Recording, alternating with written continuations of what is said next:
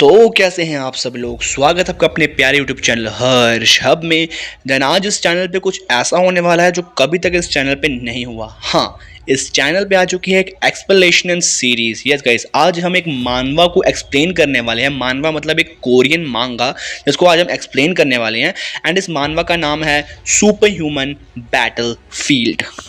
तो हाँ, प्लीज़ इस वीडियो पे ज़्यादा से ज़्यादा प्यार दिखाना। अगर इस वीडियो पे मैं एक टारगेट लगता हूँ, अगर इस वीडियो पे 1000 व्यूज़ आ गए तभी इस वीडियो का दूसरा जो पार्ट है वो आएगा। ठीक है, शुरू करते हैं आज की वीडियो। तो हम देखते हैं, शुरू में हमको दिखाया जाता है एक डंजन जो कि पूरी तरह से डिस्ट्रॉय हो रहा है, बहुत पूरी तरह डिस्ट्रॉय हो रहा है। एंड वहाँ पर बहुत सारे जो लोग हैं वो बोल रहे होते हैं कि ये डंजन तो डिस्ट्रॉय हो रहा है, और वहाँ से बहुत सारे लोग भाग रहे होते हैं कुछ डीमन से। एंड सारे लोग बोल रहे होते हैं जल्दी से एग्जिट की तरफ भागो। बहुत सारे लोग भाग रहे होते हैं, बोल रहे होते हैं कि अगर हम 1 सेकंड के लिए भी रुके तो हम मारे जाएंगे। उनके पीछे बहुत सारे डीमंस भाग रहे होते हैं एंड बोल रहे होते हैं कि हम तुम्हें मार देंगे। तुम ह्यूमंस ने हमारी लैंड को डिस्ट्रॉय कर दिया, हमारी पीस को डिस्ट्रॉय कर दिया। एंड उनमें से एक बंदा बोलता है ही डैम इट, ये तो बहुत सारे लोग हैं, इस तरह से तो हम पकड़े जाएंगे एंड मारे जाएंगे। पर तभी वहाँ पर एक ब्लास्ट होता है एंड वहाँ पर आता है एक आदमी। तभी उनमें से एक आदमी बोलता है कि सियोम यूप, तुम यहाँ पर क्या कर रहे हो। तभी जो अपना सियोम यूप है वो हंसता है और कहता है बस बदले में ना मेरे लिए एक बायोग्राफी लिख देना और तुम लोग यहाँ से जा सकते हो। तभी हम देखते हैं बहुत देर बाद का जो टाइम है वो देखते हैं। हम देखते हैं हमको एक मॉडर्न वर्ल्ड दिखाया जाता है और कहा जाता है कि ह्यूमैनिटी को नहीं पता, ह्यूमैनिटी को नहीं पता वो अकेले नहीं है, उनके साथ कुछ ऐसे लोग रह रहे हैं जो कि नॉर्मल नहीं है। पता भी वहाँ पर एक आदमी होता है वो जो कि एक आदमी से टकरा जाता है और कहता है क्या तुम देख के नहीं चल सकते क्या। जैसे वो आदमी उल्टा पलटता है तो वो देखता है वो दूसरा आदमी को इंसान नहीं, वो एक डीमन है, और वो डीमन अपनी पावर को अनलीश करता है। और हमें बताया जाता है कुछ ऐसे ह्यूमंस जो कि अंडरग्राउंड रहते हैं जिनको हम कहते हैं बर्रोवर्स, और उन्होंने अंडरग्राउंड ही अपनी ऐसी सिविलाइजेशन बना रखी है जो कि ऊपर रहने वालों से बिल्कुल अलग है। तभी हम देखते हैं कि ज़मीन से बहुत सारे डीमंस बाहर निकलते हैं एंड अर्थ को डिस्ट्रॉय करने लगते हैं। तभी हमको नरेटर कहता है कि इस सडन इन्वेजन से हमारी जो पृथ्वी है वो बहुत ज़्यादा नुकसान पे चल रही है इस समय। तभी हम देखते हैं बहुत सारे डीमंस जो वहाँ से बाहर निकलते हैं एंड हमें बताया जाता है कि ह्यूमैनिटी जो है अब वो एक्सटिंक्शन की कगार पे है। तभी हम देखते हैं कि ह्यूमंस जो हैं वो उन डीमंस पे काउंटर अटैक कर रहे हैं टैंक्स एंड मिलिट्री से, पर हमें बताया जाता है कि कोई भी ह्यूमन वेपन उनको डैमेज नहीं कर सकता एंड वो कुछ मिस्टिकल पावर्स को यूज़ करते हैं जिनसे वो पावर को गेन कर सकें। तभी हम देखते हैं कि जो उनकी मिस्टीरियस पावर्स होती हैं उससे बहुत सारे ह्यूमंस अफेक्ट होना स्टार्ट कर देते हैं एंड उनमें से कुछ अफेक्ट भी हो जाते हैं एंड वो डेवलप करते हैं कुछ सुपर पावर्स जो कि उनके पास पहले नहीं थी एंड वो ट्रांसफॉर्म हो जाते हैं एस्पार्स में। एंड वो ह्यूमंस जो हैं अपनी पावर्स के साथ उन डीमंस से फाइट करते हैं, उन डीमंस जिनको बरोवर्स कहा जाता है उनसे फाइट करते हैं एंड बहुत सारे डंजन को डिस्ट्रॉय कर देते हैं। उनके बहुत सारे डंजन को वो ह्यूमन डिस्ट्रॉय करते हैं एंड देन एक ही बार को काम को तमाम करने के लिए वो उनके फाइनल डंजन में जाते हैं। जब उनका फाइनल गेट ओपन होता है वो बरोवर्स के फाइनल डंजन को अटैक कर देते हैं एंड उस डंजन को डिस्ट्रॉय करने के बाद उनको कहा जाता है 7 हीरोज हु सेव्ड ह्यूमैनिटीज़। तभी हमें बताया जाता है कि जो स्टोरी का पहले वाला पार्ट था वो यही बंदे की स्टोरी थी, मतलब ये जो 7 हीरोज डंजन में गए थे ना वही स्टोरी थी जो हमको शुरू में बताई जा रही थी।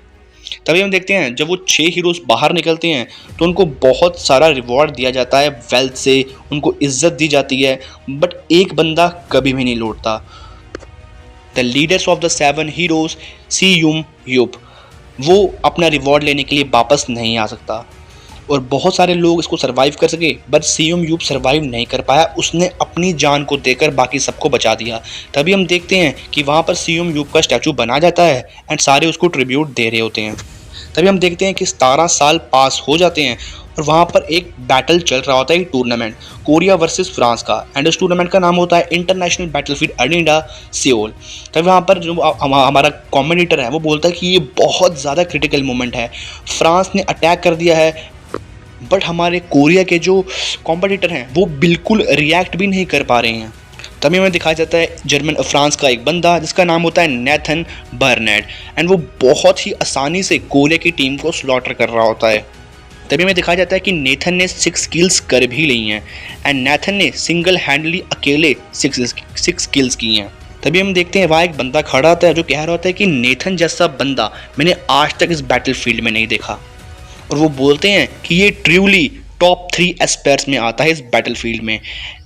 तभी हम देखते हैं जो कोरिया के कमेंटेटर्स हैं वो कह रहे हैं कि हमारी जो टीम है वो बिना किसी काउंटर अटैक ही हार गई है, बट हमारे पास सिर्फ एक प्लेयर बची है जिसका नाम है बेग ह्यूमन, जो कि एक वुमन होती है, एंड उसके पास भी बहुत थोड़ा सा चांस है जीतने का। एंड बेग ह्यूमन जो है वो एक स्लैशिंग अटैक करती है नेथन के ऊपर।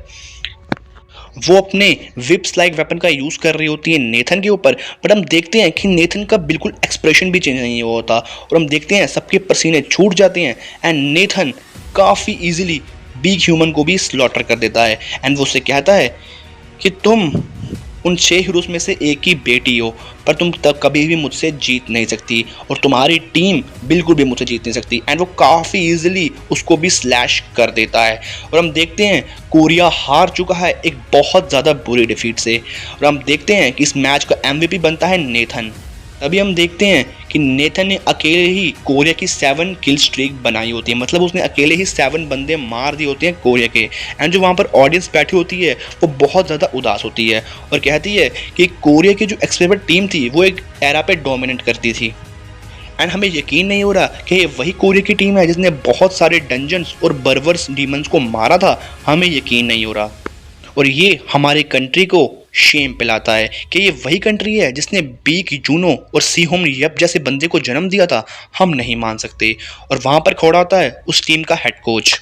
तभी हम देखते हैं वहाँ पर बहुत सारे मैसेज आ रहे होते बंदे के फ़ोन में, एंड वहाँ पर जो ऑडियंस होती है वो कहती है कि जाओ तुम जाके मर जाओ, तुम कैसी टीम हो, हमें एक न्यू नेशनल टीम चाहिए, हमें ब्यूग ह्यूमन नहीं चाहिए। मतलब ब्यूग ह्यूमन एक ऐसी लड़की है जो कि इस टीम में सर्वाइव कर सकती है, बाकी कोई भी टीम अच्छी नहीं है, एंड हमने इस मैच के लिए इतने पैसे दिए, क्या ये सही रहेगा?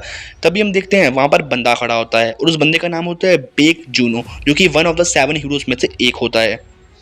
एंड वो कहता है कि मैं इस टीम का हेड कोच बनाऊं, एंड ये इतनी बुरी तरह हार गई। वहाँ पर उस बीग जूनो की बेटी बाहर निकलती है एंड उसे बताया जाता है कि उसके अलावा ऑडियंस कह रही है कि के सारे प्लेयर्स को चेंज कर दो।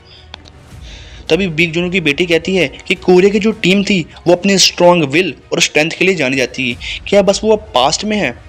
देयर मेंटालिटी और skills are both bottom tier. मतलब लोग कह रहे होते हैं कि उनकी मेंटालिटी और उनकी स्किल बहुत ही नीचे लेवल की है।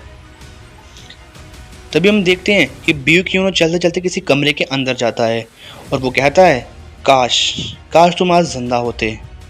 तभी हम देखते हैं कि वो सीनोब यूप की फ़ोटो को देखकर ये कह रहा होता है।